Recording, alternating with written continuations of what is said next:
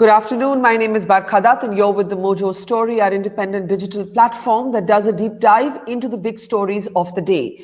On the program today, we've been reporting on the ground at Ghazipur. These are some of the images that we've been seeing as Rakesh Tikait and the video in which he actually broke down in tears seemed to provide new impetus for the farmers' protest movement. But what can be the future of this movement as the Delhi police begins its probe and tough questions are being asked as to who was responsible for what went down at the Red Fort where the Nishan Sahib was unfurled on a Republic Day from one of the pillars inside the complex. Remember, the police in its FIRs has named a slew of leaders who are at the helm of this protest movement and is also invoking the anti-terror law, the UAPA.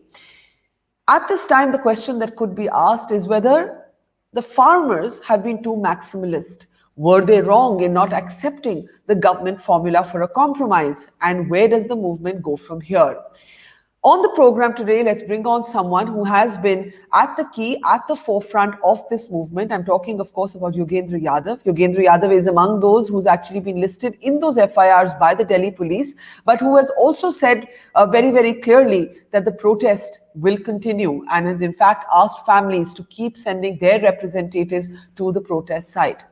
Yogendra ji, thank you. We also saw your very painful and disturbing video that you had filmed where you spoke of your patriotism being questioned, death threats that you have received, your phone number having been made public, and I will get to all of that one by one.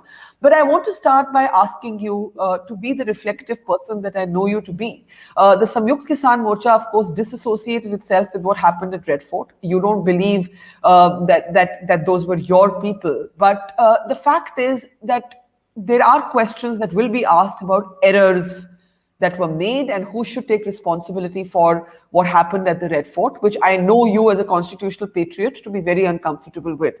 You've had some time to reflect. What do you think went wrong? But just a minor correction to begin with. We did not simply dissociate ourselves. We actually took up moral responsibility. We said, not just me, I said it initially, but later on, the entire leadership in a press conference said, since we had given a call, even if it happened in a completely unauthorized way, even if it was done against what we wanted, we accept moral responsibility. Not just that, we said we would observe 30th of January as a day of atonement, which is what we are doing today, fast. And we said as a result, we are calling off the 1st February march to Parliament that we had announced. So it's not simply that we said, no, we didn't do it.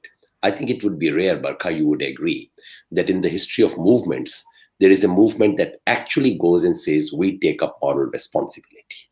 What went wrong? I think 3 things went wrong. Yeah. The criminal responsibility should be taken by those who were there, who hoisted the flag, who were inciting people to do it. They have all been captured on camera. The government should do something about it, Deep Sidhu being one of the principal persons there. Number 2, there's a larger question of administrative responsibility. All right, farmers broke the barriers. They drove through the ring road. Who led them into the Red Fort? Remember, it's a fort. And you would know, Barkha, better than people like me would. It's a fort which resides not just police, but actually army lives in there. The army stays there in that fort. Who allowed people to go in there? Why is it that police personnel were taking selfies with those who were walking in? Why is it that DCP police was actually helping people come in? Why is it that those people who were hoisting flag were being watched by the police sitting on chairs? Why is it that they were allowed to make speeches, that too using public address system? And why is it that people like Deep Sidhu were allowed to go away? And why is it that we still don't have any strict legal action against them? These are questions which need to be asked. So there is a criminal responsibility, there is a moral responsibility, and there is an administrative collapse of the order of this is equivalent to India's Capitol Hill scandal. You agree with that? You yourself are comparing it to India's Capitol Hill movement.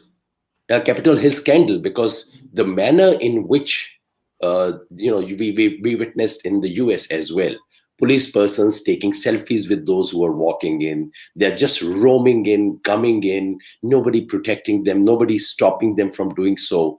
How can anyone walk into Red Fort, that too on 26th of January, and hoist a flag other than Tiranga? So that should be a national scandal. And yes, it should be investigated. Yes, people responsible should be punished. I want to know every single detail. And I want to know, why is it that Deep Sidhu's background is not being probed? After all, he's not somebody who suddenly surfaced on 26th of January. Everyone knew about his separatist proclivities. Everyone knew that he was trying to make inroads. Everyone knew that farmers' movement was shunning him. Police knew that on the evening of 25th, he had actually made inflammatory speeches and made his intentions clear. What allowed him to go in to the Red Fort? And as you know, Barkha, he did not go in with the farmers. He went independently straight into Red Fort. How is it someone like him, known to be doing? So what makes it equal to Capitol Hill is this. Here is a national monument. Here is an appointed day. We know there is a threat at certain point on that particular day, and yet it happens. Let me. Firstly, I'm very sort of relieved to hear that you are, and not surprised, but just relieved to hear this kind of unequivocal anger at what happened at the Red Fort from you. But I want to push you a little bit on the Deep Sidhu question, and I push you this because quite by accident, I had no idea who this gentleman was a few weeks ago when I happened to interview him. I saw a viral video of his. He seemed to be very politely talking to a policeman at a barricade. I've tried to find out who this man was. I called him to my program. I interviewed him, and I got into a raging argument with him about Bhindranwale. A number of my liberal friends were upset with me. They thought that I had diverted the attention from the farmers' issue. But I actually expected him to simply disassociate himself from Bhindranwale and return to the farmers' issues. Instead, I was shocked to find an elaborate defense from him of Bhindranwale. After that interview, I know that 2 farmers' unions disallowed him from taking their stage, from addressing people from the stage. Do you believe, looking back, that there needed to be a much more unceremonious ejection and disassociation by the Kisan Morchas, all of you, from Deep Sidhu, that Deep Sidhu should not have been anywhere near the Red Fort, that somewhere the weakness of your movement in terms of not having one leader or a group of leaders was reflected in the fact that Deep Sidhu could not be weeded out? Barkha, to ensure that Deep Sidhu was not at the Red Fort, you would need police and intelligence, not farmers' union, because he did not go with the farmers. He did not go on any tractor. He was not part of the march. He went independently. Everyone knows that. But let me also share an incident just like you with Deep Sidhu. I did not know who this gentleman was till 3.5 months ago. Someone called me on his behalf. This is at least 1 month before we came to Delhi, the march. So this must be somewhere in early November or late October. They called me and said, Deep Sidhu would like you to come to inauguration of this morcha at Singhu border, at the Shambhu border. This is the Ambala border. And they said he's an artist and would like you to come and artist who's working with the farmers and would like you to inaugurate a new morcha. I agreed. I checked with someone. They said, yeah, he's an artist. And I knew artists were with him. So I agreed to do the inauguration. And then one day before that, my farmer friend from Punjab, Farmers Union, started calling me up. What are you doing? Do you know who you are going to? I said, look, I just thought he's an artist and I saw one photograph of him with all of you. They said, no, we have banned him. Beware, he has separatist tendencies. Cancel it right now. And as you know, I'm very reluctant about canceling things that I've agreed to, even if it's your show and I'm feeling very unwell. I try to keep to my commitment. My friend said, no way. Prestige, no prestige, commitment, no commitment, cancel it right now. These are my farmer union friends of Punjab who said, you don't know who this fellow is, cancel it. And I canceled it. That's why I discovered who Deep Sidhu is. And the fact is, yes, there were a couple of lapses where he was allowed to get onto the stage. But when he got onto the stage on 25th of January, that was not a lapse on part of any of us. The stage was physically captured using strong men after we had finished for the day on the 25th. And police knew that this was a physical capture, which we then recaptured around 10 at night. So all this was in public knowledge, all this was in the knowledge of police. And it is not true. Deep Sidhu was not allowed to come into a single meeting that we have held of Sanyukt Kisan Morcha, the decision-making body, which meets practically every third day or so. He has not been allowed to address a single press conference because everyone was so wary of characters like him. And Barkha, you would remember, and just a little point, most people forget that most of these farmers' unions of Punjab, who are from left background, they are the ones who fought against Khalistanis. They sacrificed lives.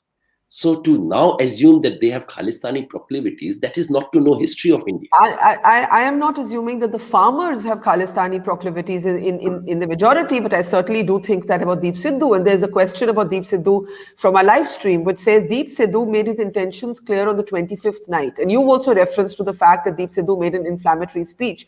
Why didn't you, Yogendra Yadav, I think he means not you individually, but the Kisan Morchas raise an alarm. Why did you not go public at that time? Do you feel that somewhere there needed to have been a better handling of these Sidhu type characters, and that is why what happened at the Red Fort happened, and you're having to atone for it, as you said. Administration. I would not name the person. You flagged Deep Sidhu's speech to the police, to the Delhi police. That's very important. You did. They had captured our stage, that they were onto something very, very disturbing. This was spoken to, and police officers knew about it around 11 at night on the 25th. I would not get into details. I would not name the officer. You will not name the officer? You will not name the officer? This was not a secret thing. I mean, stage. What did you communicate? What did you communicate to the Delhi police? On two issues, let me put it absolutely clearly. On the Deep Sidhu episode, I was in touch with Delhi police till late night of 25th, till finally we managed to push him out of the stage. And police confirmed to me, ab settle ho gaya, ab usko utar diya aap logon ne. So actually I got the information about Deep Sidhu being finally ejected from the stage from Delhi police. Police knew about it. We were in conversation with police. Number two, in fact, all kinds of suggestions came from the police. Should we switch off the light? What do we do? Etc. And number two, on this organization, Punjab Kisan Mazdoor Sangharsh Committee, there were dozens of communication with Delhi police on the 25th. They were saying, because this committee had given a press statement saying we shall not abide by Sanyukt Kisan Morcha route, that we shall go to Ring Road. They had issued a video. Police got to us to say, can you persuade this fellow? We said, look, we are trying, but I don't think it's working. And we clearly indicated to police, not once, but several times, not at the lower rungs, but at a very, very high rungs, that this organization is not going to abide by our discipline.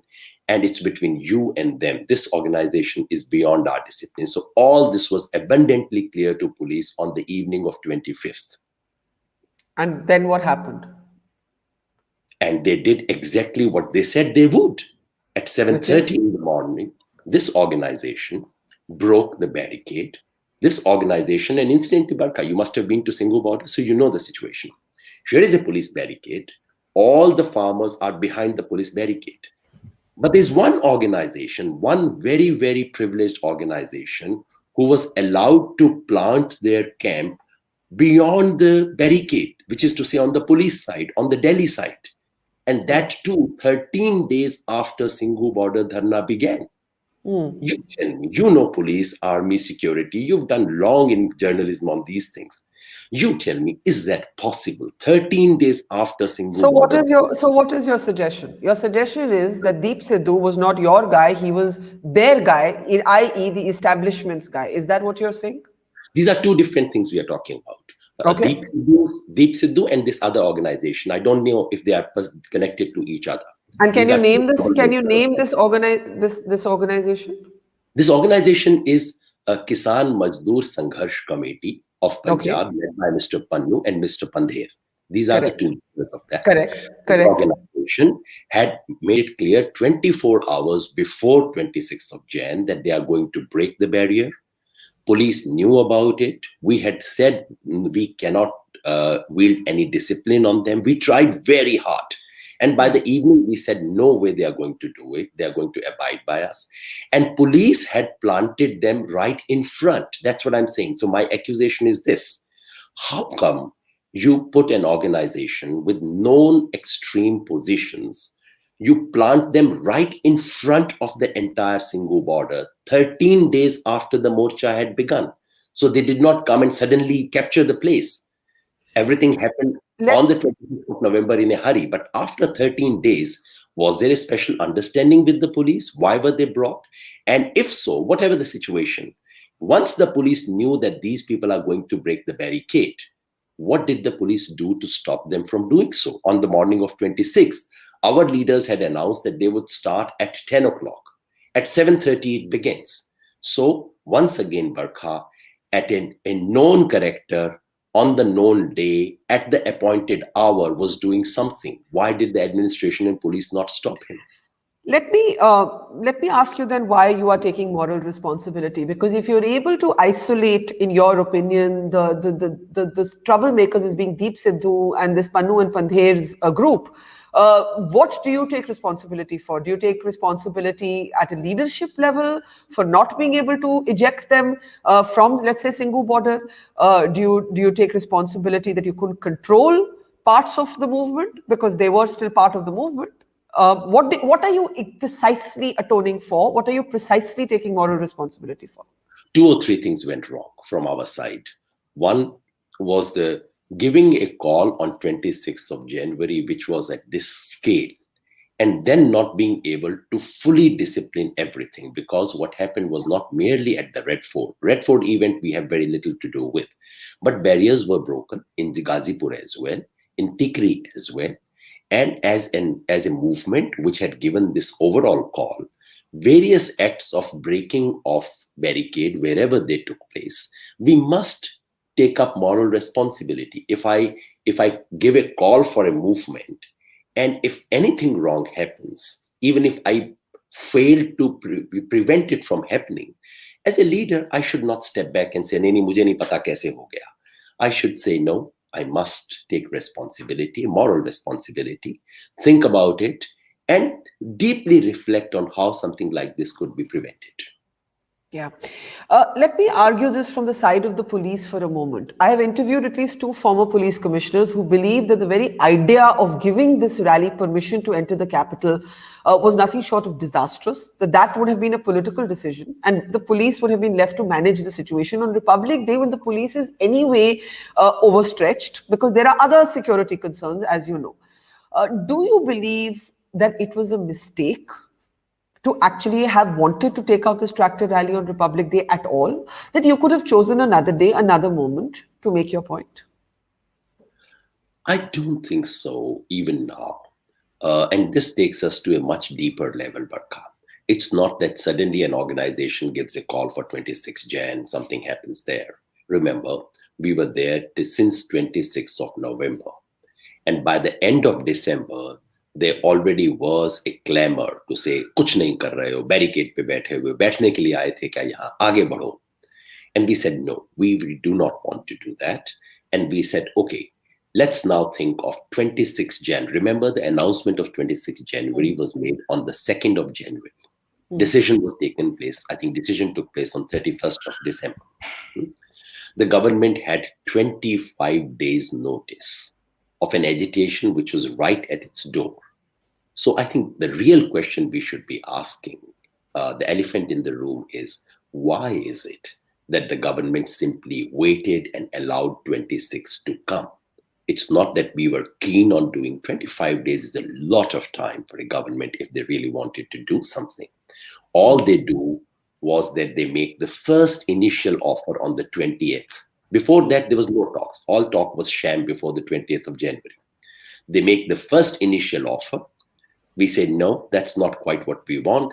Government says, no, that's our last offer. Take it, leave it. All right. Thank you very much. See you on 26th. This is what the government did.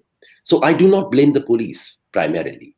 I blame the political leadership, which pushed the police in a condition which is an impossible condition for any police officer to handle. Why should I blame the police? Yeah. Talking about the police's own figures say that close to 400 policemen were injured on the day that all of this went down. Uh, do you believe, and I take the point, having reported from Singhu border now more times than I can even count, do you believe that the Samyukt Kisan Morcha lost control over some of its maybe younger, more inflammable, more volatile members? How did we see the level of violence that we did? And how do you see the role of the police in managing that? Because on that particular day, there was a fog of claims and counterclaims. Being a conservative journalist, I was very careful in not reporting anything I hadn't seen myself. Some colleagues, in good faith, probably made mistakes. And it was so confusing to actually make sense of those claims and counterclaims. And now we have this figure where we see close to 400 policemen injured. And the police flatly denies any injury caused by any kind of firing. And in any case, tear gas shells are different from gunshot wounds. And in that casual lingo that was being used that day, that language was being used interchangeably. How do you step back and look at, everything that happened? That's 394 policemen injured in violence on Republic Day. Yogendra. Barkha, any person in uniform who suffers an injury is something that as a nation we should be worried, because that person is not entering into a personal squabble or a fisticuff. He's doing it because he's wearing a uniform, and this uniform commands him to do this. Yesterday, Mr. Paliwal, SHO of Alipur, was attacked. And Yes. Barkha, I can share it with you. I called him. I spoke to him last night. I apologized to him. He's You such a spoke nice to the you spoke to the SHO who was attacked, and can you just hold that thought, because I want to bring up the Reuters photograph that actually captured that moment. It was a very, very disturbing image, and this was the image. We actually saw a man holding a sword. This happened at Singhu, and then later we saw the video of the SHO showing that sword with stains of blood on it, and we can bring that up as well. And I can imagine what you went through when you saw this, and we'll play the pictures. The man who's holding his hand there, that's Yes. SHO, Mr. Paliwal. Can we just go back to the picture? I just want to go back to the picture. Maybe you can tell us more clearly what is happening there, because we were not able to make Yeah, the complete man who's holding the hand up, Yes. Yes. trying to prevent this. I Yes. think if I can recognize correctly, that's Mr. Paliwal. Yes. A very fine police officer, has been Yes. very nice to farmers throughout the last 2 months. We've Yes. dealt with it because he's the local SHO. And the moment I knew it was him, I called him up. I said, I'm sorry. I feel very bad. माफी मांगता हूं मैं आपसे. जिसने भी किया वो बंदा हमारा नहीं है, हमारे ऑर्गेनाइजेशन के बाहर का, ये सब बेकार की बातें हैं.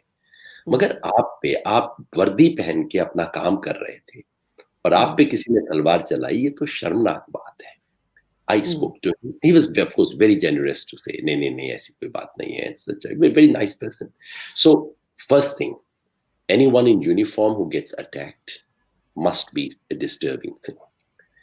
Second thing, I would like Delhi police to release the figure of casualties on other sides, injuries and so on other side as well. It doesn't look nice for police to release only one kind of figures. It would be useful if police were to release full figures. I agree that the news about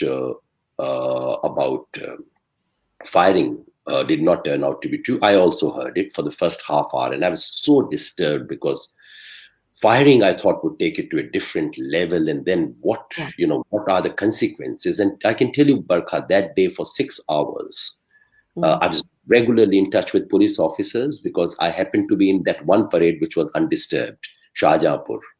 And every other colleague was in a very difficult situation. So the police had no option but to call me because I could take phone calls. 6 hours I was negotiating, helping the police, identifying places. Aap bataiye naka kahan toota hai, wahan toota hai. Theek hai, here's my organization person. He will go there and try and prevent that from happening. That's what we were doing throughout the day. And for 6 hours, I was in this dread that firing should not take place. And I must say, from whatever I know so far, that it did not take place. That what appeared to be firing was actually tear gas shells, which can hurt, which can hit, which can create that impression.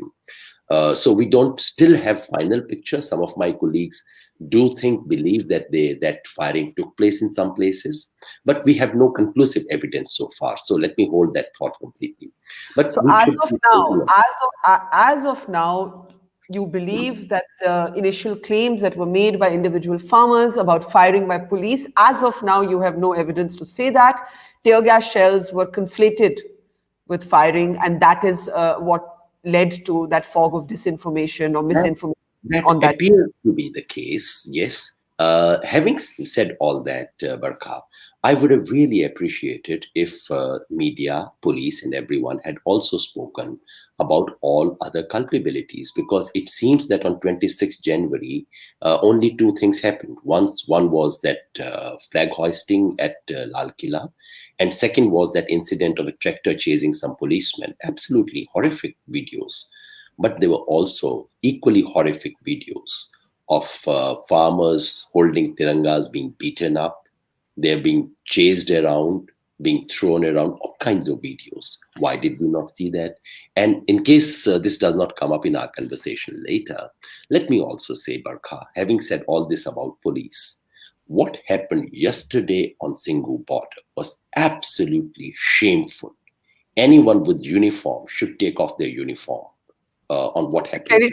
Can you elaborate that? Because once again, while I spent a lot of time on the ground, I was not at Singhu yesterday. I was at Ghazipur. So my sense of the story was from Ghazipur yesterday and not from the Singhu border.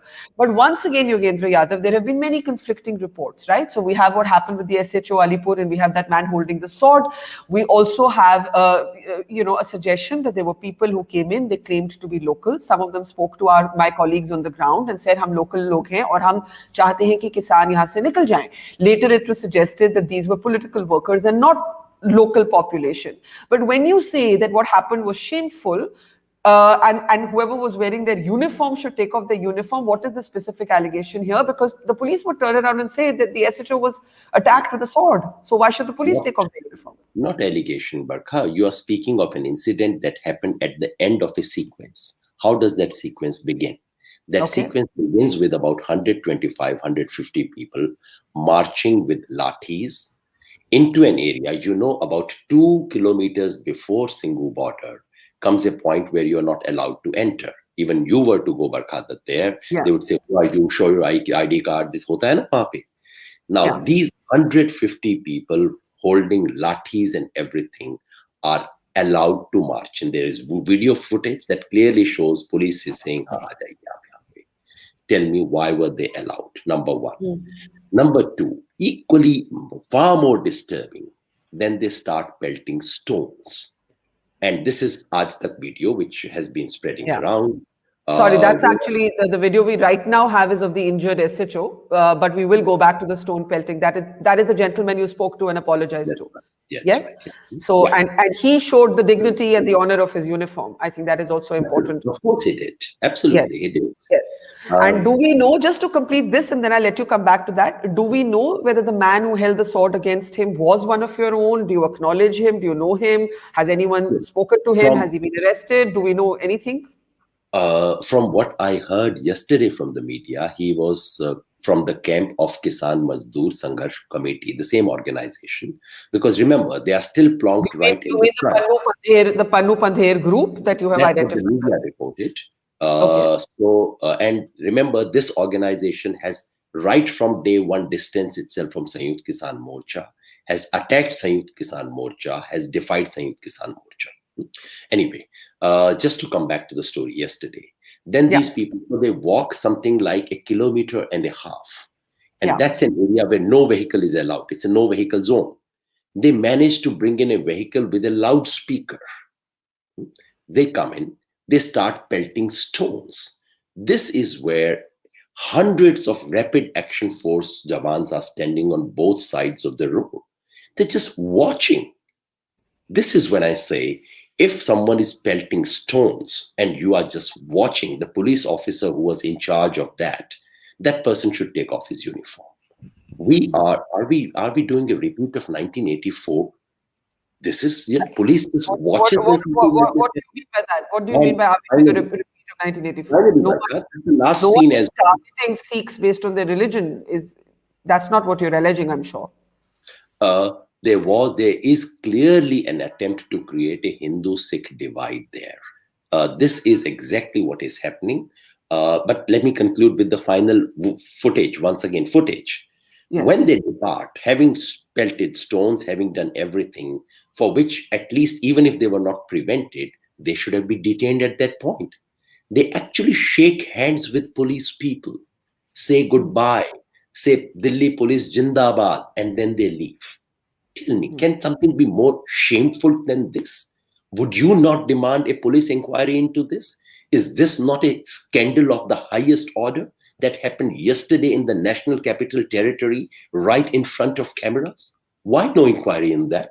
Are we still stuck on what happened in Red Fort on 26th at that ramp up? Why do we not talk about those things? This is a scandal of the first order. And this is exactly the kind of situation which has led to riots in this country. These are police-sponsored riots. And Barkha, without mincing words, let me put it absolutely clearly. This is a pattern this government has adopted for all the movements and agitations. First, media se gali dilwao. Create a background, create the ground for this. Then send gundas. Gundon se patthar dalwao. Police to back them, police not to protect the victims, police to protect the gundas. This is exactly what happened in JNU.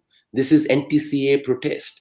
And finally, cases, FIRs, UAPA, not against those who were pelting stones, not against those who were saying Goli Maro Salon ko, but against those who were in the movement. The same pattern is being repeated, except with the farmers, it won't work. I want to come now to where we are at the moment. And I think from this conversation itself, it is evident that, in my opinion, we are in an untenable situation. I said yesterday on my program that I believe that there could be worse violence ahead if we do not somehow de-escalate and pull back from the brink. And of course, to that extent, I believe the state must reach out, but the farmers would have to reciprocate that gesture. So the question for you is this. There was an offer from the government, and that offer was, we'll put all of this on hold. Anyway, it's on hold because the Supreme Court said so. We'll put all of this on hold, for almost 2 years, and let's talk. Do you believe it was a strategic error to not have spoken, to not have taken that offer, to not have sealed the deal on that? What was wrong with that offer? In fact, I would have thought for a government that is known to never blink, it would have been a huge victory from the farmers to walk away with that. Barkha, just one point to complete the previous story, because you said more violence is expected, and that's true. In fact, I have this morning as well. I fear. You fear, and yes. So do I, because all these characters, they have been identified by the media. All these are well-known BJP characters. The husband of a BJP councillor, people belonging to BJP Kisan Morcha, Hindu Wahini. We know where they held their meeting to conspire. I made it public. I put out everything in public domain. Is the police going to take any action? That would determine whether we are looking at a serious government or not. But anyway, now to come back to the question of negotiations. As I mentioned yesterday, Barkha, the government's offer on the 20th to say we would put it on hold for 1.5 years. They made it absolutely clear in the second round, 1.5 years, not 1 day more, 1 day less. This was the first offer that came from the government. Before that, there was absolute, so first 10 rounds of negotiations were no negotiation. The government makes first offer, and then we go back and say, okay, we've looked at your offer. We don't think this is all we want, because I do not see any rationale for 1.5 years. What is so magical about 1.5 years? If someone said 3 years, I may not agree with that, but I can understand the rationale of 3 years. That's when this regime's tenure comes to an end. I may agree with it, I may not agree with it, but there is a logic to it. What was the logic for 1.5? I don't know. What was the offer on MSP? 0. How do you expect us to accept something like this? So the government says, so this government that never gives in to anything stoops down and say, okay, I make this first offer. We say, well, that's not exactly what we want. The government says, that was my last offer, take it or leave it. And actually one of the persons said, see you on 26th. That's actually what happened. We did not break negotiations. We still believe in negotiations. We still would like to have dialogues and discussions, but not in this environment of intimidation. you don't believe that you were maximalist, that Not offer should at have all. opened? You don't believe you were maximalist? Not at all. We actually said quite clearly we are open to any kinds of modalities for repeal, and you can understand that there are many modalities. And we said we are open to any mechanism for MSP legalization. The government came up with zero offer on the second, and the first offer was not a good offer at all. So no, we were not maximalist at all. Okay, let's turn to what's happening at Ghazipur. I did spend several hours at Ghazipur. You went there as well. We saw Rakesh Tikait there breaking down in tears, which seemed to shift gears again, a call to action for farmers to join him. But something else has happened here. I mean, you are with the political party, yes, but now many other political parties have joined what was being seen as a politics-driven movement. So you had Jayant Chaudhary of the RLD, you had Akhilesh Yadav, you had Manish Sisodia. All of these people were, at Ghazipur. Is there a worry that this can now take away from the moral force that people, whether or not they understood the farm law, saw this as a Kisan Andolan, and now they will see this as a Rajnitik Andolan, and those are two very different things? You are absolutely right, Barkha. And I'm there not in my capacity as my political party. I'm there in my capacity as one of the founders of Jai Kisan Andolan. Hanan Maula is there not in his capacity as CPM, but as General Secretary of Kisan Sabha. And that's been our rule, that if you have a Kisan, Kisan organizations, known Kisan organizations with some standing have been welcome. Political parties, core political parties are not welcome. I saw some of the political leaders, if they came, supported, went back from behind, there's no bar, never has been a bar.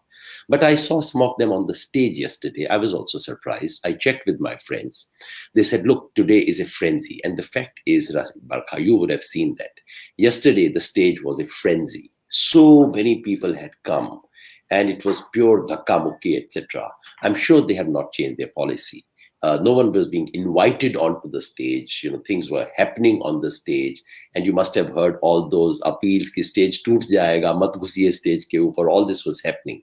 So I'm sure once things settle down, and yesterday was also a euphoric moment of a movement having turned around and said, all right, now we shall not give in. So in that euphoric moment, all kinds of things happen. I do not think we've changed our stand. So where do you go from here? I have just 2 minutes left. So quickly, where do you see the movement going from here? Number one, this intimidation and attack must stop. And through you, I would appeal to all people of Delhi. In your name, people are doing the kind of things they are doing. These BJP RSS goons are doing it in your name. Please come and say, that. Why do you call them BJP RSS goons? Why do you call them BJP? What is the evidence? Well, the evidence has been flashed all over. People have been identified, their photographs with Mr. Amit Shah, their designations. You want the entire list? I can send you that. This has been done by media organizations. So this intimidation attack must stop, and local people must come. I think for once we should accept Mr. Modi and be vocal for local. Local people should come and say we stand with farmers and not with these goons. That's step one. Movement would recover. We shall not give in to this kind of terror, intimidation tactics. Having recovered then, after that, if the government wants to negotiate, we are very happy to negotiate. We never said no to negotiations. We are open to it. The government clearly knows that the offer of 20th stands rejected. If they have something more than that to offer, you're not willing to go back to that offer, but can that offer be a starting point for another round of talks? As I said, that was the first offer made by the government. We said this is not enough. The government needed to come up with something better. Instead of bettering it, they said that was the last offer. Thank you very much. Well, the government needs to rethink. Okay, to end on a personal note, because we did see your video, you have shared the fact that your number was made public, you've been receiving threats. There have been some reports, we've not been able to confirm it, that the society in which you live, some people have turned against your continuing in that building society. Can you share with us what's happening with you at a personal level, and also the fact that you are named in these FIRs? So how do you see your own life now sort of unveiling itself from here? First question, are you under pressure to not live in the building in which you do live right now? I don't know how you got this information. No, that's why I'm asking. That's why we never reported it, and I'm asking you straight. If it's wrong, I'd like you to tell us. I'm privileged enough to live in a society. I would not name it. I'm privileged enough to live in a housing society where people understand, they are supportive. In fact, they stood outside the gates and said, we shall not allow anyone to come in. All that happened was that the local BJP unit organized a protest demonstration of about 30, 40 people, about 50, who shouted slogans against me and gave a memorandum to my society to please eject this fellow from the society. That's all right. That's what happened. So nothing more than that happened. It's all right. It's part of the game. And as for the cases, Barkha, when you participate in movements and so on, at the end of it, you don't get trophies. You get cases, you get jail, you get harassment. All of us are not privileged enough to be Bhagat Singhs, to get a Phansi ka takhta. I think these are small prices people like me pay for what we do.